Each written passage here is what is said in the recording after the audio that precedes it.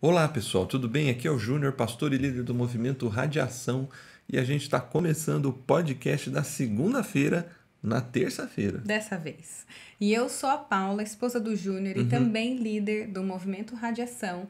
E nesse podcast o nosso objetivo é comentar a reflexão do sábado, aprofundar o nosso pensamento em alguns aspectos que talvez durante a reflexão não dá pra gente dialogar, né?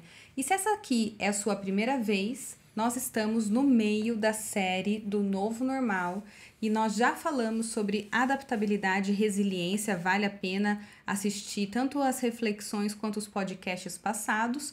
E hoje nós vamos falar sobre foco.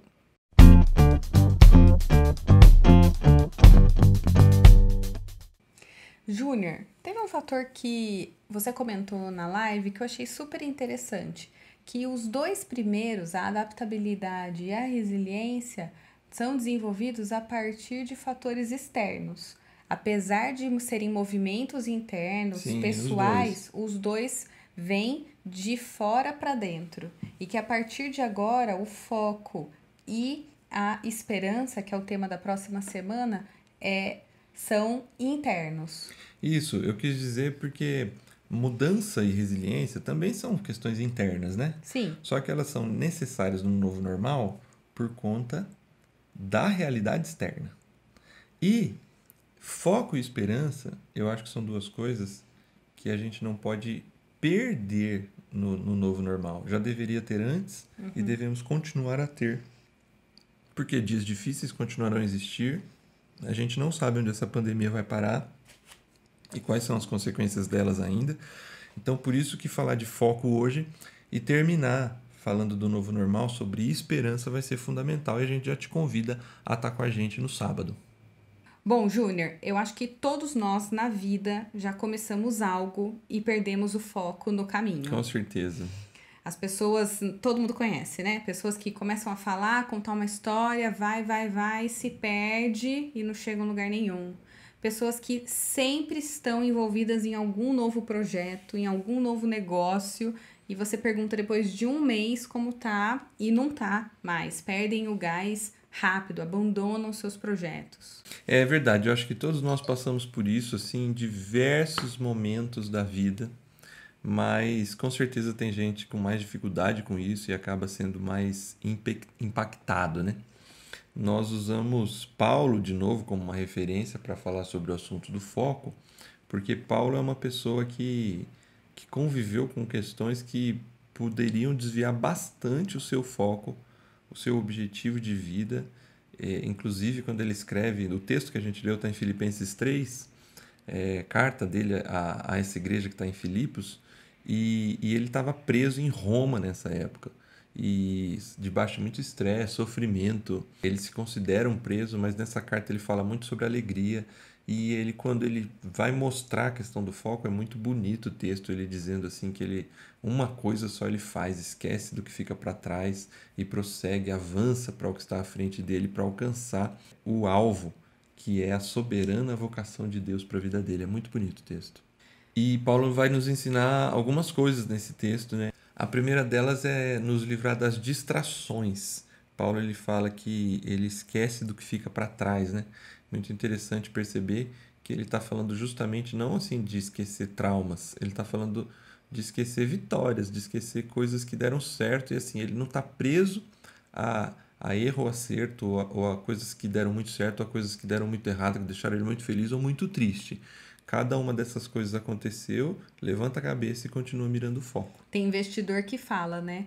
Investimentos que foram bastante rentáveis no passado não são garantias de rentabilidade futura. Ou seja, deu certo para trás, ótimo, isso forjou seu caráter, faz parte da sua formação, te deu bons lucros, mas olha para frente porque daqui para frente a vida ela não segue o mesmo ritmo. E aí, aproveitando, a gente falou sobre isso no nosso primeiro podcast. E eu acho que vale a pena retomar, porque é uma tendência do ser humano, quando enfrenta um momento difícil, querer se esquivar dele. Ou seja, o nosso conceito de felicidade sempre está ligado à abundância. Ou seja, não pode ter tristeza, então tem que ter ausência de tristeza, tem que ter ausência de insucesso. E a gente mede a felicidade por isso. E é aí que tá o pulo do gato, é se concentrar menos no que faz a gente feliz e buscar o nosso propósito de vida. Porque quando nós passamos por momentos difíceis, a gente sabe que aquilo é passageiro e que não vai definir a nossa vida ou até mesmo o nosso valor. Sim, Paulo tem uma frase em Filipenses 4 também que conecta muito com o que você está falando, né? Ele é um texto, aliás, eu nem falei muito disso na reflexão, que às vezes a gente vê em carro dos outros em adesivo. Antigamente vinha mais essa coisa de adesivo em carro, né?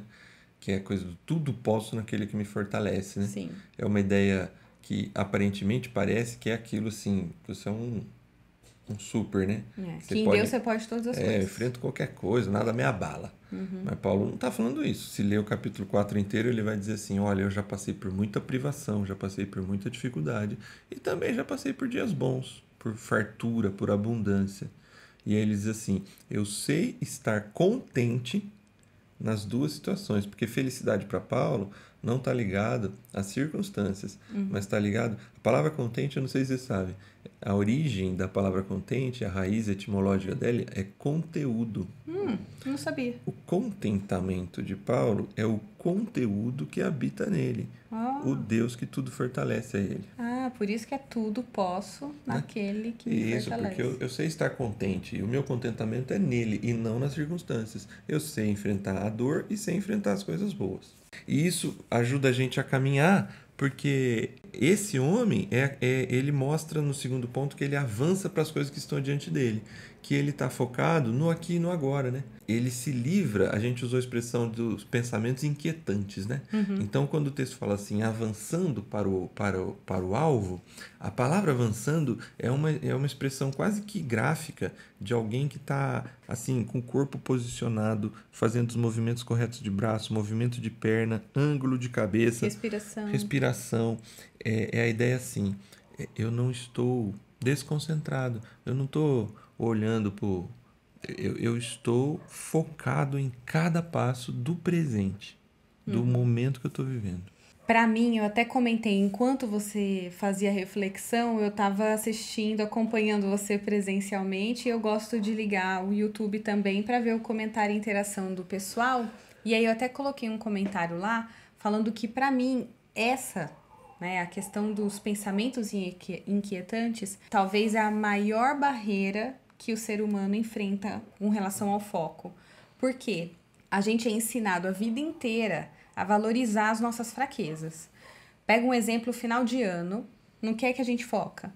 Em ser uma pessoa melhor, em mudar hábitos, em ser menos assim, em ser mais assado. Emagrecer. Então, parece que nunca tá bom, né? O nosso foco, o nosso olhar é sempre pro erro ou aquilo que é uma fraqueza nossa. Quando a gente tira o foco do erro e foca naquilo que nós somos bons, as nossas áreas de melhoria são encaradas como áreas de atenção, de alerta, que podem minar o sucesso, que podem minar o nosso foco. Mas se a gente olha pela ótica da fraqueza, o nosso erro, os nossos erros são barreiras que precisam ser transpassadas, são muros que a gente precisa escalar. E tem coisas que vão nos acompanhar a vida toda e que não são simplesmente, eu vou passar essa barreira e beleza, vamos para a próxima. Tem coisa que vai acompanhar a gente para a vida toda, então você vai ser fracassado a vida toda. E aí que tá o perigo, porque tem gente que entra num looping de ansiedade, num looping de depressão, porque foca naquilo que não tá sendo bom. Vê um exemplo da dieta. Se alguém quer ter uma alimentação saudável, quer emagrecer, quer comer direitinho, esse é o foco. Então, o foco vai ser manter uma alimentação equilibrada. Se a gente encara pela ótica da fraqueza, a gente vai encarar a dieta como algo que a gente tem que driblar, algo que a gente vai ter que abrir mão de comer doce, de comer fritura, não vou poder fazer isso, não posso. Ou seja, a gente se posiciona como vítima. E aí, depois que você faz o exercício, o que você coloca?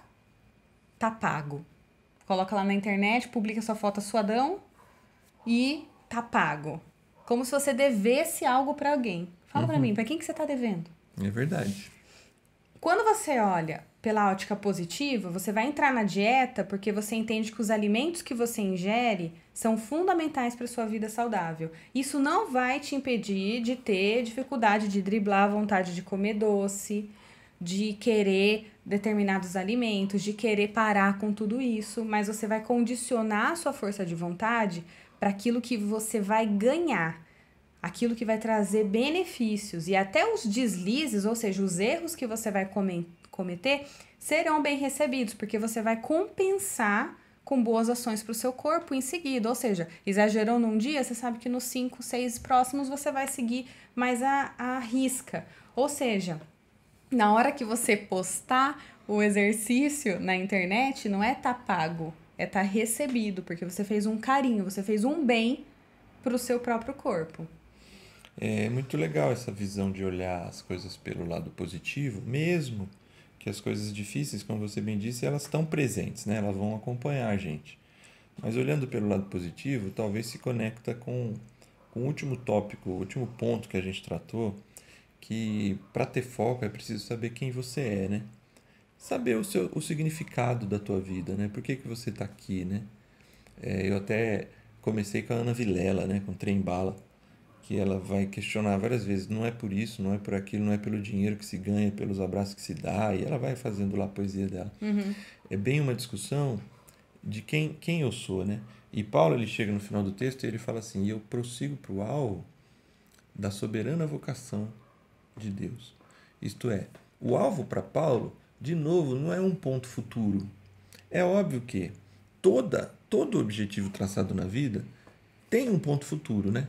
Então eu traço um objetivo na carreira, eu vou pôr um ponto futuro Um lá na objetivo na frente, frente. onde eu vou chegar. Sim. Um atleta, uma corrida de 1.500 metros, tem o ponto futuro lá, o 1.500 metros. Vai se preparar para a Olimpíada. Isso aí, vou trabalhar 4 anos para chegar em tal ponto. Só que essas coisas, por incrível que pareça, elas desviam o foco, porque se a gente fica só com o sonho do futuro, a gente não constrói o presente para chegar lá. Não vive. Então o foco, ainda que a ideia de futuro em algum momento ele está presente, mas quando Paulo fala assim, eu prossigo para o alvo da soberana vocação, o grande alvo da vida de Paulo é a soberana vocação. Vocação vem do latim vocare, que significa chamado. Isso, propósito, significado de vida. E ele relaciona a ideia da vocação com Deus, a vocação de Deus. Deus chama. Seu chamado por Deus, aquilo que foi te dado, Isso. único e exclusivamente para Isso. você. Eu chego ao final para dizer que Jesus quer que a gente viva o nosso chamado. Por quê? Porque Deus criou cada um de nós e ele tem propósitos universais. A gente já falou disso em algum podcast, eu acho que foi da série do Tiago. Mas tem propósitos específicos para cada um. Não, foi no da quarta-feira, quando a gente falou dos patriarcas. Foi dos patriarcas? Acho que foi. Bom, Deus tem propósitos específicos para cada um de nós. E essa junção, e é isso que é interessante, Paulo não despreza a sua identidade, assim, aquela identidade mais comum que a gente costuma dizer. Se eu pergunto quem é você, né? A gente se define pelo nome. O nome define nossa família, né? A gente se define pelo que a gente aprendeu, nossa formação, a gente se define pelo que a gente faz. Eu sou pastor, eu sou publicitário, eu sou pedagogo, médico, e a gente se define pelo nosso jeito. Eu sou uma pessoa calma, eu sou uma pessoa... Paulo diz que ele é irrepreensível, né? Então, assim, e aí ele diz assim, eu considerei isso tudo como perda para ganhar a Cristo Jesus. Ele não está jogando fora tudo isso ao dizer que é perda. Ele só está dizendo assim, isso tudo não me define, eu não sou definido pela avaliação que as pessoas fazem dessas coisas de mim.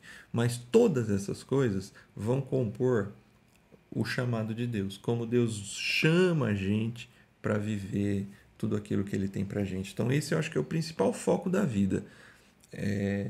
Qual é o meu, qual é o seu propósito? E aí conecta com o que a gente falou lá no primeiro tópico, que é estar focado não em fazer coisas que te deixam feliz, que são coisas momentâneas ou que talvez você nunca vai se sentir abastecido por aquilo, nunca vai ser o suficiente. Mas o foco em pertencer, encontrar o seu propósito de vida, como você acabou de falar. Não se limitar pela profissão, pela formação acadêmica, mas encontrar aquilo que traz valor para a sua vida, que foi algo que foi dado por Deus especialmente para você. Porque eu acho que você é prova disso, eu acho que eu também sou e muita gente que pode estar ouvindo também. A felicidade não é uma coisa que se alcança assim, né? Se a gente buscar ela. Eu acho que ela é uma própria consequência, e aí está muito ligado ao que você falou, que não está muito ligado a tristezas e insucessos, às dificuldades, mas é uma própria consequência de uma consciência de que eu estou cumprindo o meu papel. Isso traz um senso de pertencimento e um senso de realização que supera a noite mal dormida, supera a dor, supera as dificuldades que todos nós enfrentaremos na vida. E sabe por quê, Júnior? Aí eu acho que faz muito sentido o tema de hoje, que é foco. Porque se você foca o seu olhar no cumprimento de objetivos, ou se você foca o seu olhar em obter coisas, você vai estar ou não feliz. E se você foca em encontrar o seu propósito de vida e trabalhar naquilo que é a sua vocação, no seu chamado de Deus para você, você será ou não feliz. Muda a perspectiva. Muda total. Não vai impedir que tenham dias tristes. Sim. Tem dia que você vai estar arrebentado por dentro, mas esse não é o foco. O foco está no alvo da soberana vocação. Isso aí. Vamos refletir, experimentar e expressar? Vamos. Reflita sobre os fatores que fazem com que você perca o foco. Você se vitimiza ou você tem sempre o olhar pela ótica positiva? Interessante. Segunda coisa, experimentar. E aí, galera, vamos puxar sardinha para o nosso lado, com certeza, que é experimente mudar a sua frase do exercício quando você posta nas redes sociais de tá pago para tá recebido. E se você topar fazer isso, promove o podcast, marca o Movimento Radiação e também referencia lá o podcast do Radiação nas suas redes sociais. Tá recebido. Isso aí. E no pilar expressar, você consegue definir o seu propósito? É isso que você precisa expressar todos os dias. Se você quiser conversar mais sobre isso, nos procure no privado. Eu chego ao final e eu às vezes imagino que a pessoa está lá do outro lado. Tá bom, mas como é que eu descubro o meu propósito, o meu significado? Eu já falei que a gente tem que fazer um estudo bíblico avançado, nosso próximo EBA, focado em propósito. Mas é um trabalho mesmo, que vai envolver algumas coisas, mas é possível você conseguir se conectar um pouco mais com a sua essência. E aí, para mim, isso também, além da questão da felicidade, também está ligado ao aspecto da liberdade, né?